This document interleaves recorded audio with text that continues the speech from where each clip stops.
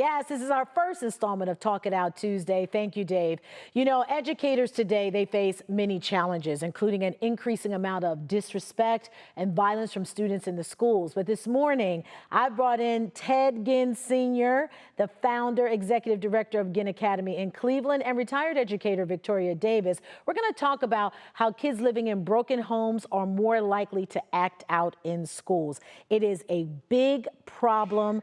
I work in schools with kids. I see it all the time. Ted, describe to me your experience of what you see with broken homes and then what you're dealing with at the school. Well, I deal with that every day, and I know that. So that's, I attack it in that area. Right now the problem in our homes is nobody's at the homes with the children. The social media, the cell phone is raising our kids, so they really don't know. So when they come to school, they really come to school, school should be like a safe haven for them. Right. You have to teach that. So you got to attack them from where they come from.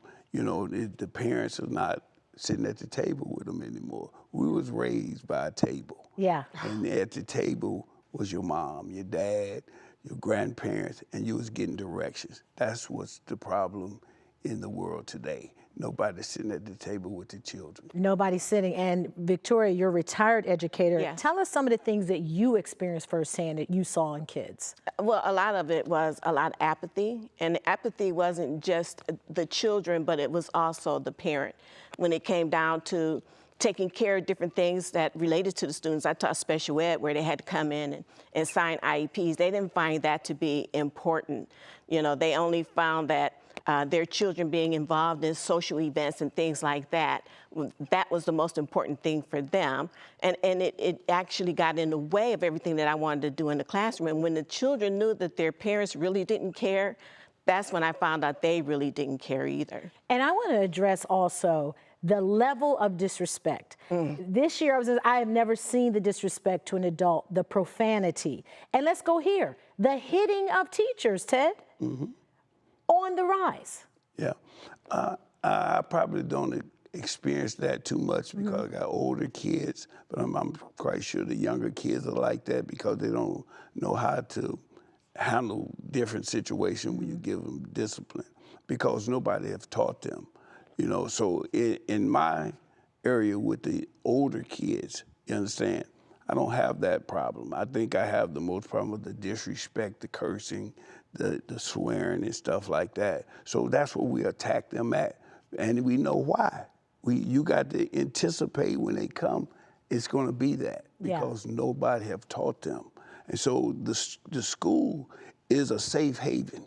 Yeah. The school is a table for them that we give direction. Right. You know what I'm saying? Because we know it's coming.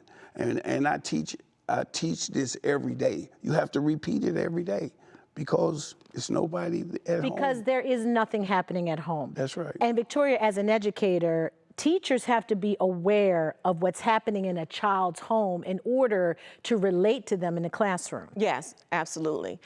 There were a lot of times where I would call home to find out what's going on after I speak to a child. I was sharing with Mr. Ginn that a lot of times when you have a classroom full of students that really, really want to learn, but you're giving so much attention to this child that's acting up, I would have to remove that child for a little while and then go to them to get somebody to come in the room, and I would talk to them. And once I talked to them, I would find out that there were things going on in the home that has brought all of these issues into the classroom because they have no way of releasing it at home. Right. The only place that they can release it is at school, and once they know a teacher is open to listen to them, it started to get a little easier, with that particular child until the next thing that happens at home.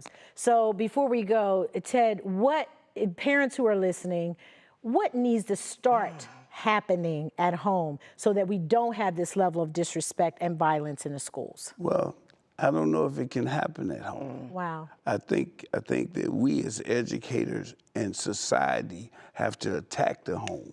I think that we have to go to the home and make sure, because who taught the parent? We're dealing with a parent that was not taught, and they have a child. So I think that the relationship got to go from the school to the home, and then we can take care of the children. It's nobody is raising kids. The cell phone raising our kids. Right, right. You know, all that. You know, I take 300 cell phones a day. Yeah, and I have problems with it until they find out that this is where it's going to be. But we're fighting against all that. We're fighting against social media. We're fighting against the parent that has not been taught. So we got their child. So then we have to be the home. We have to be the parent. We have to look at it that way. If not, we're not going to be productive in anything. And then we putting this type of product out into the world, and you expect something from that child that's never been taught.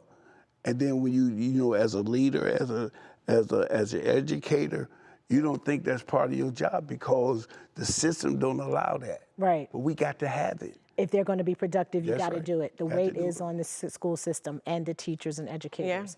Well, Victoria, Ted, thank you so much for being here today. We tried to talk this out Tuesday. More to say on this, though. This could go a lot longer. yeah, so we much could more to be- say. Yes. But I thank you for being here with us on our first segment of Talk It Out Tuesdays. Now